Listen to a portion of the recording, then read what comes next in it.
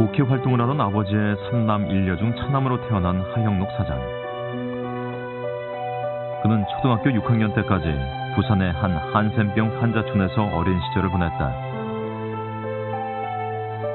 우리 집에서 나 혼자촌 있는 집에서 이제 버스정거장까지 걸어갈 때 중간에 조그마한 마을이 있었어요. 사실 그때는 길이 없어서 그 길을 꼭 지나가야 되는데 그 동네 애들이 우리한테 많이 놀렸죠. 그 논리도 그냥 말로 놀리는 게 아니고 문둥이라고 우리들한테 돌을 던졌어요. 가까이 오지 말라고. 그래서 우리는 걸어다니다가 때에 따라서 얼굴에 그들이 던진 돌에 맞아 피도 많이 나고. 여기 오니까 딴 사람들 집에서 설거지 해서 돈을 벌고, 또 아버지는 낮에는 목수로 일하고 오후에는 학교 가서 공부하시고 저녁 밤늦게 식사하고 나서는 택시 운전사를 하시면서 돈을 모으신 걸 봤어요. 그래서 참 많이 실망했습니다. 서툰 언어와 낯선 환경 속에서 학창 시절 내내 별다르게 눈에 띄지 않았던 그는 조용한 성장 시절을 보냈다.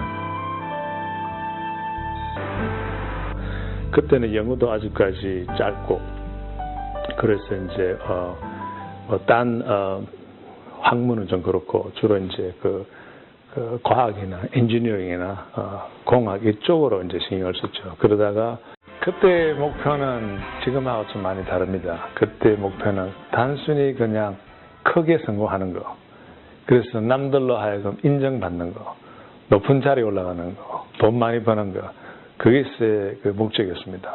그래서 그로 통해서 내가 이렇게 자랑할 수 있고, 나 이거 했다. 젊은 나이에 아마 웬만한 사람들이 다 그런 생각을 하겠지만 저도 똑같이 그런 생각을 하고 달렸어요. 그러나 불행은 예고 없이 찾아왔다. 30살 무렵 바이러스로 인한 심장병 판정을 받고 심장박동 보조기에 의해 심장 기증자가 나타날 때까지 생사를 넘나드는 고통의 나날을 보냈다. 첫 번째 심장 이식 수술의 기쁨도 잠시.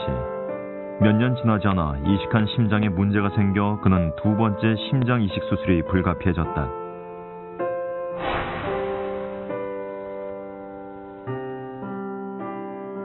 그때는 어마어마한 충격이었죠. 그때는 내가 30살밖에 안 되는데 왜 이런 일이 나한테 생기고, 하르택도 아니고 완전히 이 심장 자체가 못 쓰게 돼버렸대요. 의사로 말로 하면 내가 살아날 수 있는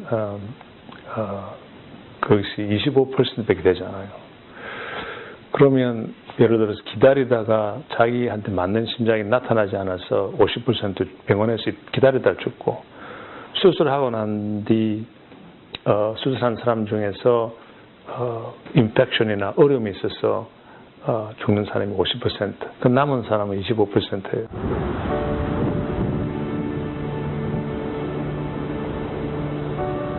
그 죽음을 이렇게 보면서 병원에 있으면서 아침에 일어나면 같이 기다리는 사람이 죽었다 그러고, 그 소식을 매일 들으니까 참 삶에 대해서 다시 재점검할 수 없죠. 그래서 내가 어떻게 살아, 내가 다시 살면 내가 어떻게 살 것인가. 지난 20대 그 정신없이 열심히 일하고 내 야망을 채우기 위해서, 내 욕심을 채우기 위해서, 내 높은 자리에 올라가기 위해서, 돈을 벌기 위해서 뛰었는데 내가 새 삶을 살면 또 그런 식으로 살 것인가.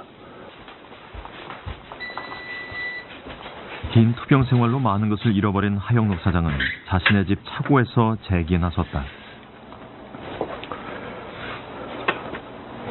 바로 여기가 제가 처음으로 초창기 19년 전에 처음으로 시작한 사무실입니다. 제가 19년 전에 저 책상은 여기 있었는데 이제 구석으로 쳐다보지 않고 이렇게 돌려서 의자는 여기 있고 이렇게 쳐다봐서 이제 앞으로는 이제 사원들 몇 명이서 볼 수 있도록 회의할 수 있는 좀 길쭉한 테이블 이런 것을 여기 두어서 같이 모여서 이야기하고. 하 사장을 포함해 단 3명의 직원으로 출발한 팀 하스. 그마저도 주위의 반대를 무릅쓴 것이었다. 내가 비즈니스를 시작할 때 몸도 안 좋은 몸으로 또 그런 식으로 일을 할까 봐 걱정을 많이 했어요. 그래서 처음에는 반대를 많이 했는데, 그러나 그 전에는 어떠한 그 뚜렷한 그 삶의 목표보다는 내가 만일 돈을 벌어서 성공하겠다는 그런 목표가 있었던 것 같아요. 그것은 제가 돌이켜보면 성공 목표를 하다 보면 이 스트레스가 많이 생기는 것 같아요. 그래서 제가 처음 시작할 때는 그런 목표보다는 좀 다른 목표. 어려운 이들을 돕기 위해 존재한다. 하형록 사장은 새로운 목표로 인생을 시작했다. 내가 새로 태어났으니까, 새로 삶을 찾았으니까 이 삶은 어떻게 참 멋있게, 좀 좋게 남한테 정말 인생의 참 인정을 받는 그러한 삶을 다시 한번 살아가고 생각해서 좀 다른 목표로 우리가 시작했습니다.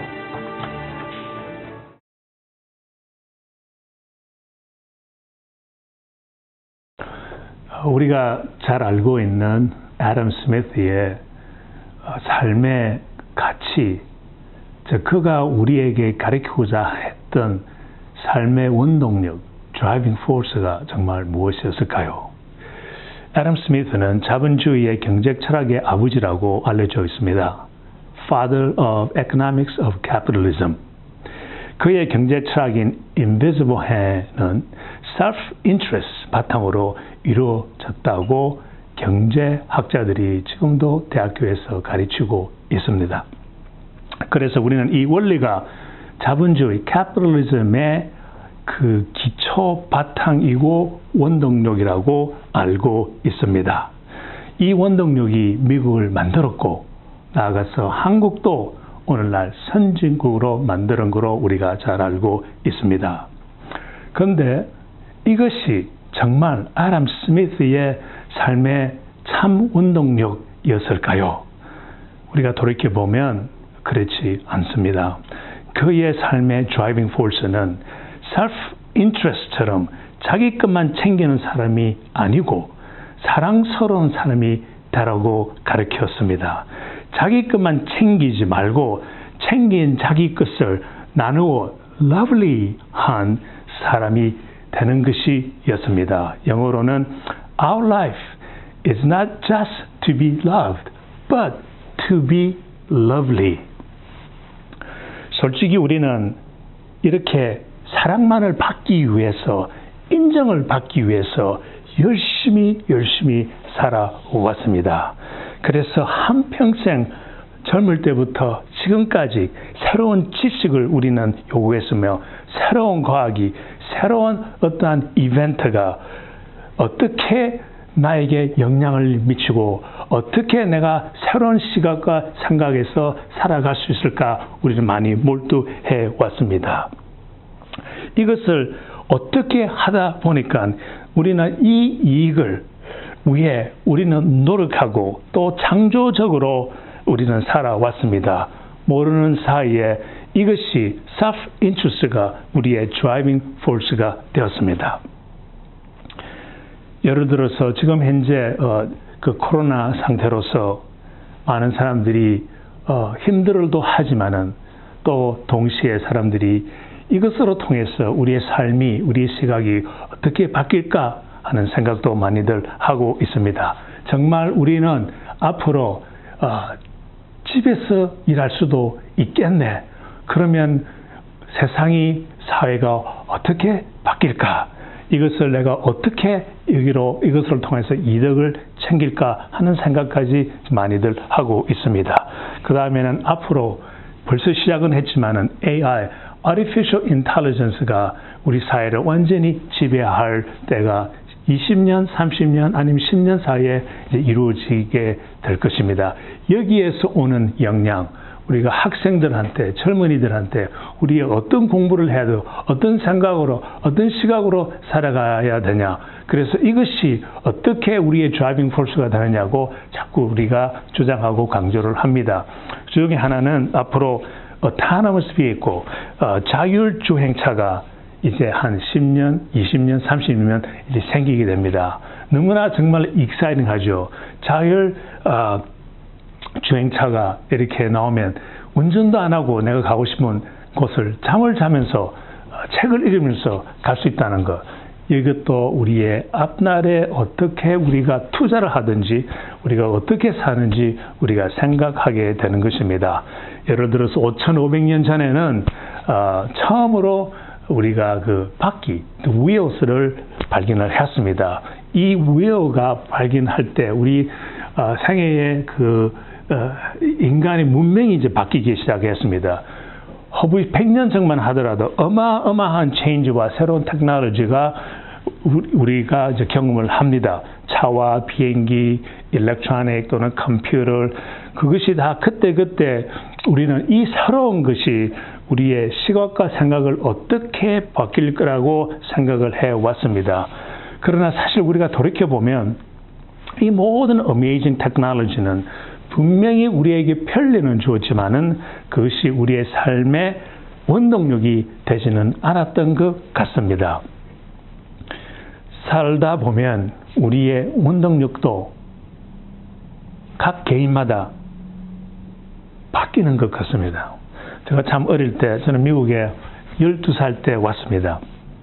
저는 한국에 살 때 한창 내가 어릴 때 듣던 음악은 그 인생은 나그네 길, 어디에서 왔다가 어디로 가는가.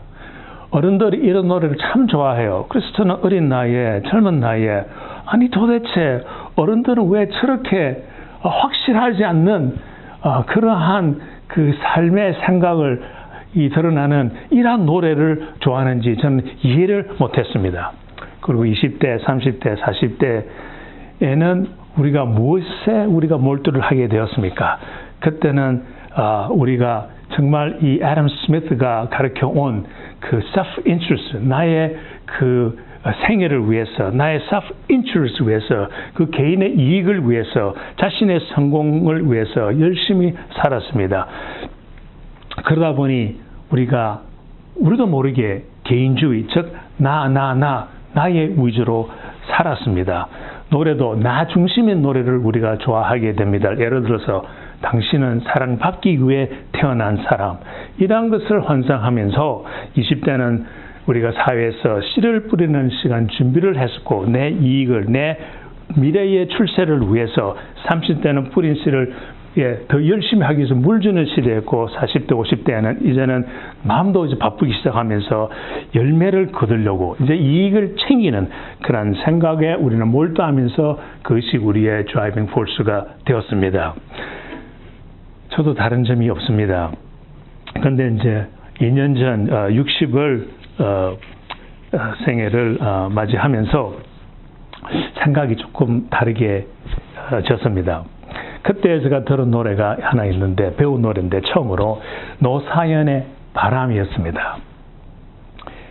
그것이 저에게 큰 영향을 또 주었습니다. 그 노래 가사 중에 하나는 나는 사막을 걷는다 해도 꽃길이라 생각할 것입니다. 우린 늙어가는 것이 아니라 조금씩 익어가는 것입니다. 너무나 멋있어요.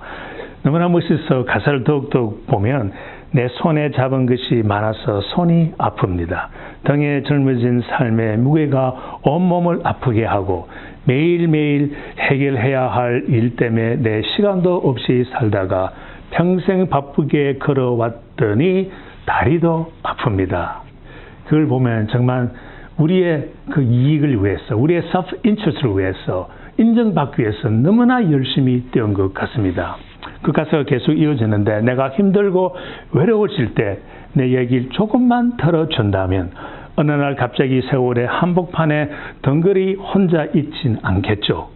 큰 것도 아니고 아주 작은 한마디 나를 안아준다면, 사랑한다는 정말 사랑한다는 그 말 해준다면 나는 사막을 걷는다 해도 꽃길이라 생각할 것입니다. 우린 늙어가는 것이 아니라 조금씩 익어가는 것입니다. 즉 정말 이렇게 lovely한 것을 이제 보여주는 그런 가사인 것을 저는 느끼게 되었습니다.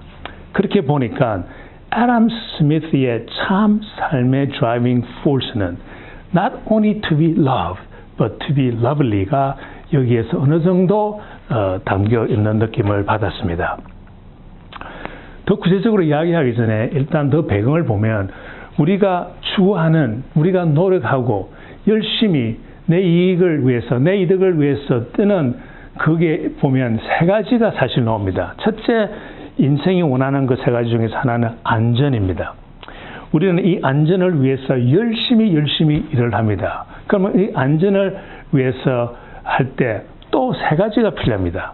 안전을 어떻게 우리가 도달하려고 그러면 첫째, 건강으로 안전을 우리가 받기를 원하고, 그 다음에 financial freedom, 돈으로 우리가 추구하고, 그 다음에 성공이 있고 돈이 있고 건강이 있으면 안전한 것이라고 우리는 생각을 합니다. 그래서 우리는 열심히 뛰고 좋은 대학, 좋은 직장, 좋은 위치에 몰두하려고 노력을 해왔습니다. 두 번째는 나는 안전보다는 나는 행복을 더 위해, 그것이 나의 드라이빙 포스다고 말하는 분들도 참 많습니다. 근데 이 행복을 위해서 우리는 어디에 초점을 맞춰서 뛰고 있습니까? 사실 결과는 안전하고 똑같습니다. 행복을 위해서 살다 보면 결국 건강을 우리는 원하고, 돈이 있어야 해피니스가 있다는 것을 깨닫게 되고, 또 성공을 해야 또 해피니스가 있다는 것을 많은 사람들이 깨닫게 되는 것입니다. 그런데 세 번째가 있습니다. 세 번째는 안전과 행복과는 많이 틀립니다. 그것은 목적입니다. 목적을 위해서 건강도 내놓고, 목숨도 내놓고, 성공도 내놓고, 저 높은 the greater than self의 목적을 두는 것입니다. 일제시대에 보아도 그 애국심으로 많은 한국 사람들이 정말 목숨과 돈과 다 내놓았습니다. 희생도 하였습니다. 미국도 200년 전 그 차이를 위해서 모든 것을 내놓았습니다. 그분들은 그때 개인의 안전과 행복 때문에 뛰지 아니하였습니다. 이것이 greater than self의 목적인 것입니다.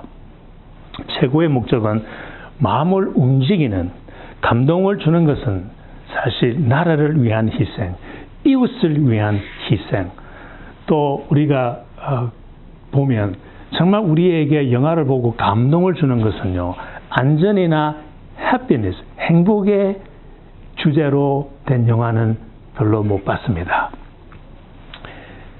정말 그 가족을 위한 목적, 나라를 위해서, 이웃을 위한 그 희생, 가족을 위한 희생, 한국 영화 즉 태극기를 보아도 젊은 사람들이 좋아하는 미국의 슈퍼맨이나 배트맨이나 이런 영화를 보아도 나라와 인류를 위해 열심히 뛰는 그 드라이빙 포스가 우리에게 감동을 줍니다. 가족을 위한 희생에 있어서 가장 대표적인 영화는 제가 보기에는 국제시장 같습니다. 저는 국제시장을 한 3번이나 보았습니다. 처음에는 우리 식구들과 다 같이 갔는데 다들 너무나 많이 울었어요. 그때 보면서 나는 6.25 때 전쟁 때 우리 학도병으로 저희 아버님께서 대구 다부동 전쟁에서 싸우면서 고생했던 아버지를 생각하면서 이제는 돌아가셨는데 많이 눈물을 흘렸습니다. 또 두 번째 갈 때는 우리 교회에서 나이 들은 어른들을 모시고 갔습니다. 영화가 끝나고 나서 그분한테 물었습니다. 영화가 어땠습니까? 그랬더니 그들은 저는요, 그 여의도 광장에서 헤어진 가족 찾기 그 프로그램, 누구 이 사람을 모르시나요? 그때의 찬이는 정말 많이 눈물을 흘렸다고 그럽니다. 그러면서 저는 그때 어머니께서 지금은 돌아가셨지만은 북한에서 6.25 때 배 타고 강원도로 아슬아슬하게 넘어오신 이야기를 생각하면서 저 눈물 또 흘렸습니다. 그리고 세 번째는 우리 교회 미국 분들이 여러분 계시는데 그분들이 6.25 때 참석하신 분들이에요. 그분들을 모시고 보고 나서 영화가 어땠냐 물었더니 그분들은 내가 이때까지 본 영화가 참 많은데 이 영화보다 좋은 영화는 못 봤다 할 정도로 그분들도 감동을 했습니다. 저로서는 그 마지막 장면에 제일 많이 눈물을 흘린 것 같습니다. 주인공 되시는 이제는 할아버지 된 그 덕수가 한 말이 기억이 납니다.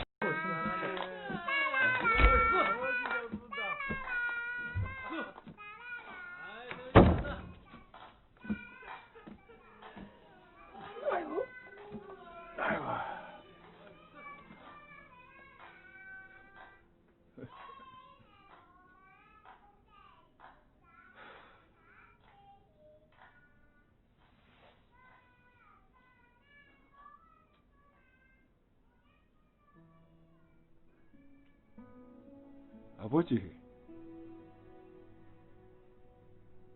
내 약속 잘 지켰지. 막수이도 찾았고, 이만하면 내 잘 살았지.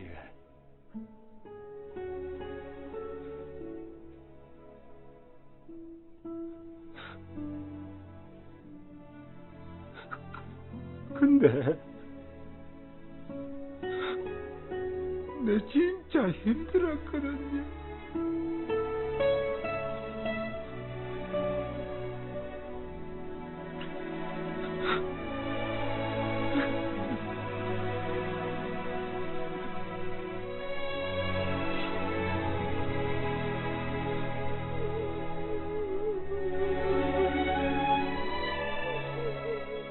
울지 말라고, 덕수야.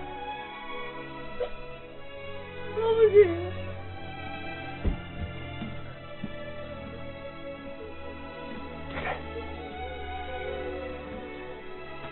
네 얼마나 시게 고생했는지 다 안다. 내가 너한테 영 고맙다. 내 못한 거 네가 잘 해줘서 진짜 고맙다.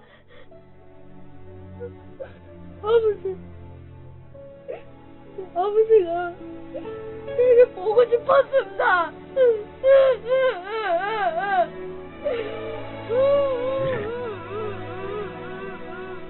나도 네가 영 보고 싶었다.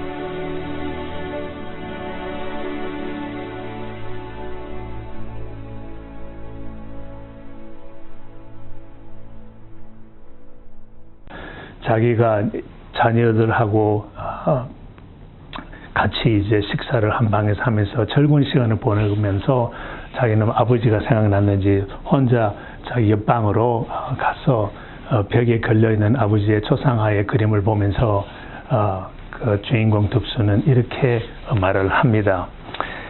아버지, 내 약속 잘 지켰지. 낙순이도 찾았고 잃었던 여동생을 찾았고 이만하면 잘 살았지. 그리고는 아빠 사진을 보면서 근데 내 진짜 힘들었습니다. 정말 눈물이 확 났습니다. 저 부모님들의 생각, 또 물론 여러분도 많은 그런 경험을 했겠지만은 그 영화가 우리에게 큰 감동을 준 것은 딱 하나입니다. 우리의 마음을 녹이고 눈물을 주고 하나가 되게 해준 것은 단 하나입니다. 덕수는 한평생을 살면서 자기 이름을 내지 않았기 때문에 우리는 감동을 받았던 것입니다. 가족을 위해 한평생 희생한 것이었습니다. 그의 삶의 운동력, 드라이빙 포스는 바로 가족을 위해 희생이었습니다. 잃어버린 동생 찾는 것이었고 잃어버린 아버지가 돌아올 때까지 기다리는 것이었고 동생 대학 학비를 위해 가족의 생애를 위해 베트남 전쟁터에 뛰어가는 희생의 정신이었습니다. 이 정신이, 이 드라이빙 포스가 그의 생애를 보는 시각을 만들어 주었습니다. 그의 드라이빙 포스가 온 한국을 울리게 하고 삶의 참 원동력이 무엇인지 보여주었습니다. 아쉬운 것은 우리 삶을 되돌아보면 우리가 아무리 노력을 해도 우리 삶에 우리가 원하는 것보다 원하지 않는 일이 더 많이 생기는 것 같습니다. 개인의 이득을 챙기다 보니 그렇게 되는 것 같습니다. 예를 들어 처음에 결혼을 하여 아기가 태어날 때 그 감사 기쁨이 어느새 아픔으로 걱정으로 돌아가고 결혼의 행복과 기대감도 얼마 가지 못해 아픔으로 서로 상처를 주고 새로운 회사의 그 신입의 기대감이 어느새 실망으로 돌아가고 새 친구와의 우정은 배신으로 되고 하나님과의 첫사랑의 뜨거움이 어느새 다 식어가고 이것이 인간의 또 삶인 것 같습니다. 여러분들도 힘드시겠지만 저도 또 전 남대로 어려움이 참 많았습니다. 아픔이 많았습니다. 저는 12살까지 한국에서 살고 그때 어디에서 살았는가 하면 남원저촌에서 살았습니다. 아버님께서 거기에서 선교사로 계셨기 때문에 저는 거기 태어나서 거기에서 있다가 12살에 이제 미국에 왔는데 또 미국에 도착하니까 잘 이제 살겠다고 생각했는데 1969년도에 미국에는 인종차별이 참 심했습니다. 그것을 다 참고 견뎌야만 했습니다. 부유한 가정에서 태어나지 못해 저는 14살 때부터 노동, 청소부, 페인트 칠하면서 저는 열심히 살았습니다. 그때 자랄 때는 부끄러움이 많아서 고등학교 졸업할 때까지 데이트 한번 못 해봤고 25살 때부터 저는 이 흰머리가 나서 젊은 꼬마들이 저한테 아저씨라고 부를 정도였습니다. 또 나아가서 34살 때 심장 이식 수술을 저는 또 받았습니다. 그것도 못해 41살 때 심장 이식을 수술을 한 번 더 받았습니다.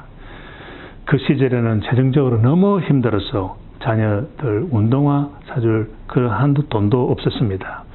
23년 전에는 여동생을 위암으로 잃었습니다. 6년 반 전에는 형을 만성 우울증 편집증으로 또 잃었습니다. 저의 기름도 순탄한 것이 아니었습니다. 세상이 두려웠고 하나님의 존재가 정말 있는지 질문할 때도 참 많았습니다. 내가 이때까지 정말 내 이익을 위해서, 내 이득을 위해서, 내 인정을 받기 위해서 정말 객관적으로 살아온 나의 삶에 이제 서서히 한계를 느끼기 시작했습니다. 정말 안정과 행복을 위해 뛰는 것이 인생의 다인가? 라는 질문을 시작하게 되었습니다. 그리고 참 놀라운 것을 발견을 하였습니다. 아시다시피 성공, 안정, 행복을 가능하게 해주는 사회가 바로 민주주의적 캐피털리즘이라고 우리는 잘 알고 있습니다. 놀라운 것은 우리가 배운 캐피털리즘의 드라이빙 포스가 잘못되어 우리가 알고 있다는 것입니다. 우리는 이렇게 배웠습니다. 캐피털리즘은 아담 스미스의 경제 철학에서 인간은 자신의 이익을 챙기는 존재이다. 그 self-interest를 동기로 삼아, 즉 driving force를 삼아 추진하면 잘 살 수 있다. 즉 capitalism은 이 가능한 것은 개인의 self-interest를 허락하는 조건 안에 있다는 것을 우리는 배워왔습니다. 그래서 개인의 욕구를 우리가 챙기고 개인의 욕심을 원함을 챙기고 개인의 이익, 개인의 취미 또 내가 원하는 profession을 강조해 왔습니다. 회사는 profit, 즉 profit을 강조해 왔고 즉 애덤 스미스가 가리키는 그 invisible hand이라는 것은 self-interest를 추구할 때 자연히 이루어진다고 대학교에서 또 경제학에서 우리들 배워왔습니다.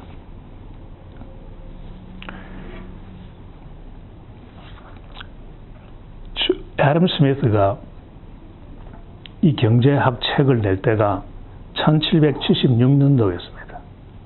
그때가 언젠가 하면 조지 워싱턴이 독립선언을 할 때였습니다. 같은 해입니다.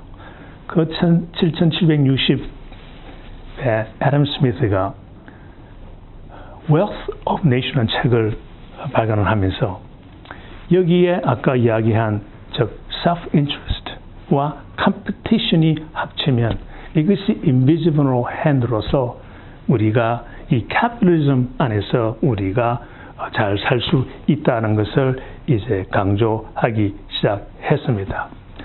그 책을 지금까지 우리 대학에서 가르치고 있는데 다시 우리가 잘 살펴보면 1776년 그 책이 나오기 20년 전 1759년 정도에 애덤 스미스는 삶의 철학, 이 모든 삶의 바탕이 되는 기본이 되는 드라이빙 포스를 그는 그 책을 발간을 했습니다. 그 책의 이름은 Theory of Moral Sentiment입니다. 여기에서 말하는 것은 invisible hand이라는 것은 self-interest와 그 competition만 강조하는 것이 아니라 따뜻한 손을 그는 강조를 했습니다. 개인의 욕구만, 이기적인 것만 챙기는 손이 아니라 이웃을 사랑을 베푸는 것이었습니다. 그의 드라이빙 포스는 others culture, 이웃을 위한 문화가 이 자본주의에서 일어나야 된다는 그 철학적인 것을 강조를 하였습니다. 그래서 그 책의 핵심은 이렇습니다. Man naturally desires not only to be loved, but to be lovely, or to be that which is the natural and proper object of love. 그는 사회의 사랑을 요구하는 그런 사랑을 주는 문화를 만들으라고 가르쳤습니다. 그런데 경제학자들은 어떻게 우리한테 가르쳤는가 하면 사랑을 베푸는 것은 굉장히 subjective하니까 대학에서 가르치기 쉬운 것은 objective 해야 되니까 하나의 그 self-interest와 그 competition, 그 supply and demand로 하여서는 굉장히 objective 하는 그런 학문적으로 하면 위증이 되니까 그렇게 우리한테 가르쳐져 왔습니다. 그 후로 저의 삶의 그 객관적인 그 오브젝티브하게 내 생애, 내 이익을 위해서 살아왔던 그런 생각이 이제는 주관적으로 이제 바뀌게 되었습니다. 그 이야기를 하기 전에 일단 저의 소개를 좀 더 해보겠습니다. 아까 이야기한 대로 저는 부산 용호동 있는 나완저촌에서 12년 동안 저는 살았습니다. 그리고 이제 그다음 이 사진에는 우리 가족 사진이고 오른쪽 밑에 있는 그 그림은 제가 이제 27년쯤 됐나요? 그때 심장 이식 수술을 병원에 살 때 병원에서 찍은 사진입니다. 그때의 이제 삶의 시각과 드라이빙 포스가 이제 서서히 바뀌기 시작하였습니다. 그때 제가 어떤 결론을 했는가 하면 나는 사랑의 문화를 이 사회에 주기 위해서는 애덤 스미스가 강조한 것을 따라가려면 새로운 회사를 차려야 된다. 그래서 우리 회사 건축 설계 회사를 차리기로 마음을 그때 먹었습니다. 그리고는 썼습니다. 우리 회사의 사명, 미션 스테이트먼트는 We exist to help those who are in need. 어려운 사람을 도와주는 그러한 목적으로 우리는 회사를 운영하자라고 했습니다.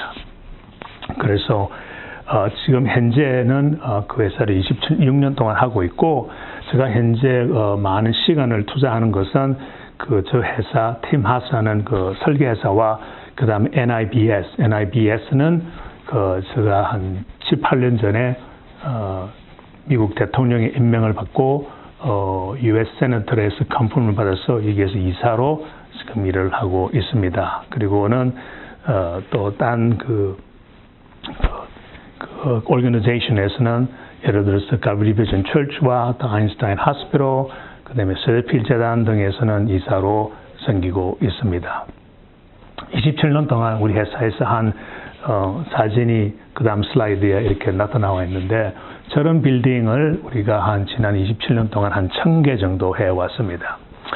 그리고 이제 그 다음 슬라이드는 뭔가 하면 제가 처음으로 이제 한국에 큰 프로젝트를 하나 했는데 저거는 한국 경주에 그 블루원 리조트에 있는 건물인데 그 건물 안에 주차 빌딩도 들어가고 웨딩홀도 들어가고 인류 식당, 루프탑하고 어린애들이 놀 수 있는 그런 장소까지 마련하는 그런 건물을 또 설계를 했습니다. 혹시 경주에 가실 일이 계시면 그곳에 가서 한번 여행 중에 방문해 주시기를 바랍니다.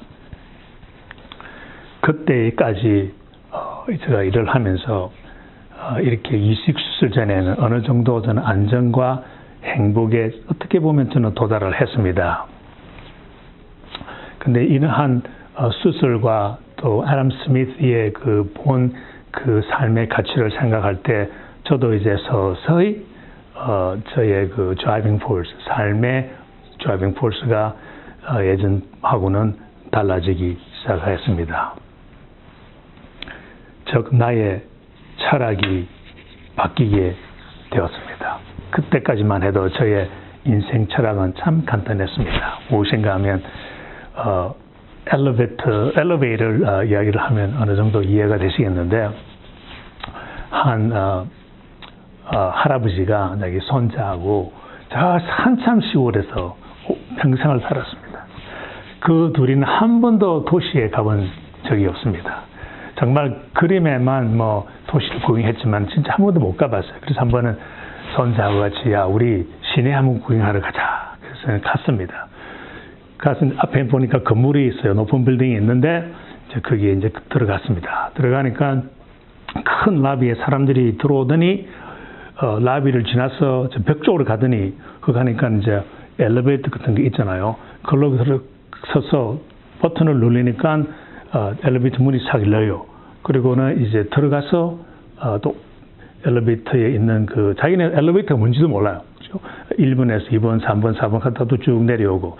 그러고 보니까 저기에 들어가는 것보다 그리고 들어가려고 가까이 갔는데 마치 그때 한참 허리가 꼬부러진 할머니가 오면서 그 속에 먼저 들어가는 거예요. 그래서 이제 쳐다만 보고 있는데 문이 싹 닫히고는 엘리베이터가 1에서 2, 3, 4, 5 다시 쭉 내려와요. 그리고 엘리베이터 문이 싹 열립니다. 열리는데 이 할아버지하고 손자가 놀랐습니다. 나오는 사람이 정말로 아름다운 이 여인이 걸어나오는 것입니다. 그것을 보고 할아버지가 놀라면서 손자한테 이렇게 이야기합니다. 빨리 가서 할머니 데리고 와. 우리의 인생 철학이 그런 것 같습니다. 어릴 때, 젊을 때. 또 부모님이 우리한테 시킨 것은 애야, 너 좋은 대학교만 들어가서 나오면 성공해. 좋은 직장만 가지면 너 성공해. 좋은 부인, 좋은 남편만 만나면 성공해. 이렇게 우리는 자라왔고 온 사회가 그렇게 이끌어 나갔고 그렇게 우리는 내 것을 챙기는 그렇게 살았고 저도 다르지 않게 그런 생각으로 살았습니다. 그러나 이제는 인생 철학이 이제 바뀌었습니다. 목적이 바뀌었습니다. 나의 개인의 그 self-interest만이 아니라 애덤 스미스의 본 invisible hand, 즉 따뜻한 손, 즉 이웃을 사랑하는 것이었습니다. 열심히 벌어서 나누고 위하고 격려함으로써 not just to be loved, but to be lovely. 사랑만 받는 것이 아니고 이웃을 위함으로 사랑스러움이 되어야 된다는 것입니다. 저는 병원에 심장 이식 수술을 위해서 5개월 동안 기다렸습니다. 그때 제가 배운 것은 성경의 그 핵심이 바로 이것과 똑같았습니다. 성경의 핵심이 이웃을 너 몸과 같이 사랑하라 였습니다. 그리고 이제 병원에 나와서 이제 새 출발, 새 시각, 새로운 원동력으로 회사를 시작하면서 내가 그럼 어떻게 회사를 시작하고 어떠한 삶으로 살아야지 정말 러블리할까? 그 중에 하나는 저는 이렇게 삶의 모토를 정했습니다. 비즈니스 할 때 예를 들어서 내가 만일 비즈니스 할 때 Your business is our life 이러한 모토를 두고 열심히 뛰면 정말 되겠습니까? 안 되겠습니까? 사실 됩니다. 사실 이것이 MBA 코스를 택해도 이것을 가르칩니다. 어떻게 해서 너가 맺은 컨트랙트 이 비즈니스를 최선을 다해서 열심히 잘해 주는 거에 대해서 가르칩니다. 그래서 최고의 이익을 만들어라 가르치는데 이 원동력이 그 이웃 문화를 생각하다 보니까 이제 달리 생각하게 되었습니다. 저는 어떻게 생각했는가 하면 그 단어 비즈니스하고 라이프를 살짝 바꾸었습니다. 그래서 Your business is our life가 아니고 Your life is our business. 그거는 어마어마한 차이가 있습니다. 그전에는 그냥 그 고객과의 그 비즈니스 컨트랙에 대한 관심이 있었지만은 이제는 그 사람의 삶에 더 관심이 있다. 그러니까 더욱더 그 사람의 배 안에 사랑스러운 라빌리한 행함을 할 수 있다고 깨달았습니다. 두 번째는 사람을 우리가 살 때 라블리 할 수 있는 것은 우리가 동사로 사냐 아니면 명사로 사냐 이것입니다. 대개 우리는 명사로 삽니다. 그러나 앞으로는 나는 명사 아닌 동사로 행함이 있어야 되겠다. 어느 하루 꼬마가 학교를 갔는데 글쎄요 킨더가든 1학년 정도 되는데요. 그때 선생님이 학생들한테 이제 가르칩니다. 세계의 7가지 불가사의 그 Seven Wonders of World가 무엇이냐. 그래서 쪽지를 나눠주면서 애들이 하나씩 자기가 생각하는 Seven Wonders of the World을 썼습니다. 다 굳어가지고 선생님이 이제 하나씩 보니까 되게 우리가 잘 아는 뭐 피라미드나 클라시엄이나 뭐 나이아가라 폴이나 타지모하 아니면 만리장성 등등 이런 것이 이렇게 나왔습니다. 그런데 보니까 한 소녀가 자기가 쓴 쪽지를 지출 안 하고 혼자만 들고 있어요. 그래서 선생님이 다가가서 너가 쓴 7가지의 불가사의는 무엇이냐 하니까 소녀가 그 쪽지를 선생님한테 줍니다. 선생님은 그걸 딱 보더니 감동을 했습니다. 감탄을 했습니다. 아, 이 학생은 참 아름다운 사랑스러운 삶을 사고 정말 남들이 애끼주는 그런 승리와 성공을 하겠구나. 도대체 뭐라고 썼을까요? 그는 거기에다가 이렇게 썼습니다. 내 생각에는 세계의 7가지의 불가사의 Seven Wonders 모르는 첫째, 만지는 거, 보는 거, 먹는 거, 사랑하는 거, 듣는 거, 뛰는 거 그렇게 했었습니다. 차이는 무엇입니까? 그 딴 애들이 쓴 것은 장소들이 있죠. 그 장소는 전부 다 명사로 표현을 합니다. 하지만 이 소녀는 자기가 중요하다고 생각하는 삶은 원동력은 동사였습니다. 동사는 그때 우리에게 러블리 할 수 있는 행함을 해줄 수가 있습니다. 하지만 명사는 그렇게 하기가 힘듭니다. 예를 들어서 어느 한 소녀가 학생이 너 커서 뭐 될래? 그럴 때 나는 의사가 되고 싶습니다. 하는 것보다 우리가 가르칠 때 의사가 하는 것이 무엇인데 의사가 하는 것은 사람을 희유하는 것이다. 낫게 해주는 것입니다. 그럴 때 이제 한 학생이 너 커서 뭐 될래? 나는 커서 사람을 낫게 해주고 싶습니다. 얼마나 듣기 좋습니까? 동시에 나는 사람을 낫게 해주고 싶다는 그러한 학생은 초등학교나 대학교나 또는 고등학교 의사가 되기 전에도 그렇게 사람을 힐링할 수 있는 마음과 자세와 행함이 있을 수가 있지만은 나는 언젠가 의사가 되겠습니다고 대답한 사람은 자기가 의사가 될 때까지는 그 자격증이 딸 때까지는 내가 사람을 희유할 수 없다는 생각도 있기 때문에 그 두 사람의 삶의 그 태도와 원동력은 완전히 다른 것입니다. 음악가가 되려면 나는 커서 음악가가 되겠다고 하지 아니하고 음악가가 하는 것이 뭡니까? 사람한테 감동을 주는 것입니다. 너 커서 뭐 될래? 나 커서 유명한 음악가 될 거야 하는 거와 나는 감동을 주는 사람이 되겠습니다. 감동을 주겠다는 사람, 학생은, 어린이는 언제든지 사람들한테 감동을 줄 수가 있는 것입니다. 그래서 정말로 중요한 것은 우리 원동력이 명사보다는 동사가 되겠다고. 그래 참 놀라운 것은요. 이렇게 미국 사회를 오랫동안 살면서 관찰을 해보니까 큰 회사들은 다 그들의 그 핵심을 명사가 아니고 동사로 표현해요. 예를 들어서 나이키는 just do it. 무조건 해. 챔피언이 되기 전에도 무조건 해. 그 다음에 애플은 너가 뭐 유명한 것을 대단한 것을 발견하기 전에 항상 다르게 생각해. 항상 다르게 생각하면 그것을 이룰 거야. 그때 다르게 생각해. 나이키는 그때 just do it. 기다리지 말고 하라. 포드는 무조건 우리는 터프하게 짓자, build하자 이런 거였습니다. 노키아는 그의 동사는 connect with people. 국어가 정말 멋있어요. 국어는 don't be evil. 얼마나 멋있습니까? don't는 사실에 그것도 동사입니다. 동사지 않습니까? 이렇게 하지 말라. 매일매일 그때 나쁜 짓은 하지 말라. 너무나 멋있는 동사로 그 회사의 핵심을 만들었습니다. 즉 우리 살 때 우리 각자 개인의 핵심이 동사로 표현하면 우리의 원동력과 우리의 드라이빙 포스가 더 강해지면서 더 멋있으면서 정말 사람들한테 러블리 할 수 있는 그런 행함이 있을 수가 있다고 저는 생각을 합니다. 결론으로 가서 사실 여러분과 우리들 참 열심히 살아왔습니다. 여태까지. 젊을 때 우리의 드라이빙 포스는 민주주의 안에 자본주의가 하락하는 그 애덤 스미스의 invisible 그 self-interest 그 다음에 그 competition을 바탕으로 하여 열심히 살아왔습니다.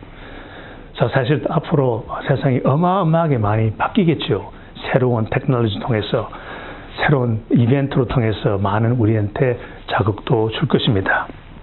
하지만 이 모든 테크놀로지와 새로운 것은 우리에게 편리를 주지만 우리 삶을 이격하게 하지는 못하는 것입니다. 우리 삶 속에는 어려움이 있고 마치 때에 따라 사막을 걷는 그러한 기간도 많습니다. 그 누구를 위하고 사랑을 주는 문화를 만들어 간다면 정말 사막의 길도 꽃길이라고 생각할 수 있게 될 수가 있습니다.